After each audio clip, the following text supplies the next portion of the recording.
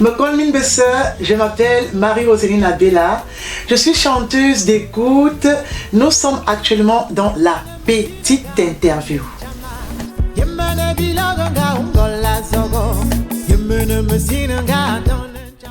Maro Abella, un nom pas très connu ou méconnu? Maro Abella, un nom méconnu.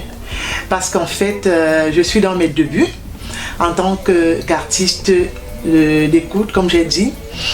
Je me cherche. Je suis dans mes premières chansons. C'est vrai que ça fait pratiquement 10 ans que je chante, mais en réalité, pas très connu. Auteur-compositeur, vous utilisez une langue pas très courante de la chanson camerounaise, le Manguissa. Oh ouais, le Manguissa, je suis Manguissa, je viens déjà du village Nkolme-Banga. Et on a tendance à chanter chaque fois en Eton, en Ewondo. Et moi aussi, mes premières chansons, c'était en Eton, en Ewondo. Et je me suis dit, pourquoi ne pas chanter en Manguissa, ma langue? Pourquoi ne pas chanter en Manguissa? Déjà, une langue pas facile du tout à chanter. J'ai dit, je chante en Manguissa parce que je suis Manguissa. Et j'aimerais que les chanteurs, les conteurs et autres puissent le faire en Manguissa. Donc actuellement, je suis en train de valoriser la culture Manguissa. Amateur de guitare, d'où vous vient cette maîtrise de cet instrument assez masculin? La guitare, une longue histoire. Lors de mes premiers spectacles, parce que je fais dans la musique live, les spectacles live, j'ai eu beaucoup de difficultés parce que les musiciens n'étaient pas toujours avec moi. Parfois j'ai une idée, après le guitariste va jouer sa part, ou encore parfois les gars doivent arriver à 10h, ils arrivent à 13h, et parfois avec un spectacle, c'était toujours chaud, il fallait toujours avoir la pression d'attendre les musiciens. Lors de mon spectacle, en juillet dernier, 2019, j'ai décidé d'apprendre la guitare. La guitare, c'est l'instrument qui me permet de mieux poser mes chansons. Et j'ai dit, pourquoi ne pas l'apprendre? Voilà. Alors, pouvez-vous nous faire un petit acapella en guitare? En guitare, bien sûr. Je vais vous faire mon titre phare qui est La Berceuse, un conte de Chenou, un conte de Manguissa bien évidemment, qui a été traduit en plusieurs langues.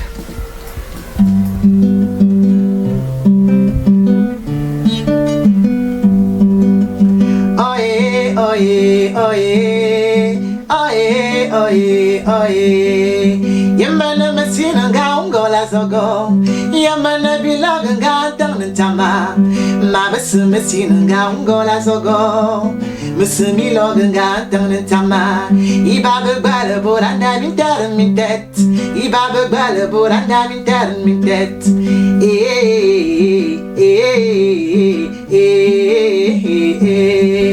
Ma folle monnaie, ma yerle, ma pauvre monnaie, ma yerle, ma pauvre monnaie, ma pauvre monnaie. Dis-moi ma monnaie, du tutuk, du parano, du kulgas, abonanga mona uma e bagayon, ma pauvre, ma purinyasi, ma time na kanyanga ma purinyato, mani dinga paminga bumena métier. À peu près ça. Bravo. Merci. Vous êtes essayé aussi dans l'afrobeat. Oui. Après le concours Music Star en 2016 où je suis parmi les lauréats, la 4e d'ailleurs, ça ne passait pas très bien mon style de chant d'écoute. Et avec les conseils des aînés, on a dit pour avoir un petit nom, il faudrait que tu fasses dans l'afrobeat où j'ai fait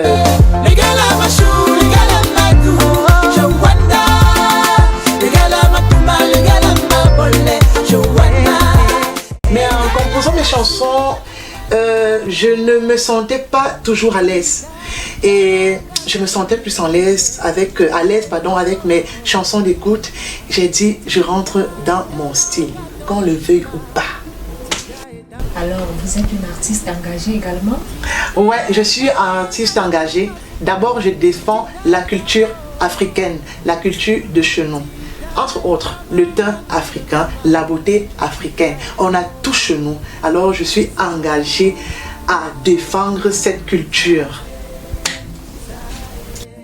Alors, Maro Abella, vous avez 10 ans de carrière derrière vous. Ouais. Et dans 20 ans, vous projetez où? Dans 20 ans, ce sont des projets, c'est des festivals que je regarde. Je vise beaucoup plus les festivals. Dans 20 ans, je veux avoir une pléthore d'albums. Dans 20 ans, il faudrait que chez moi, qu'il y ait des albums, des albums, des albums, des albums. Dans 20 ans, il faudrait que je crée une école où j'enseignerai aussi à ceux qui sont derrière moi ce que je sais faire. Dans 20 ans, il faudrait que j'ai déjà tourné partout dans le monde.